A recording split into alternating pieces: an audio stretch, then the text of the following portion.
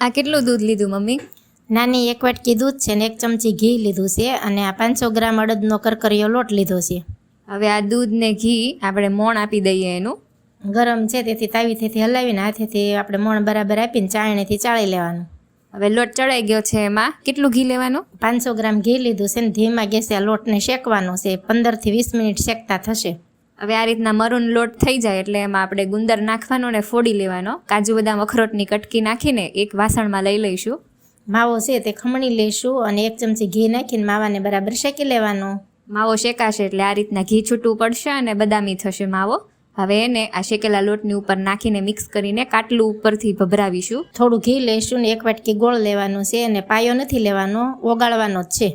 હવે આ ઓગાળેલા ગોળને શેકેલા લોટ અને માવા ઉપર રેડી દઈએ અને મિક્સ કરી લઈએ. થાળીની અંદર ઢાળી લઈએ અને ખસખસ ઉપરથી ભભરાવી દઈએ.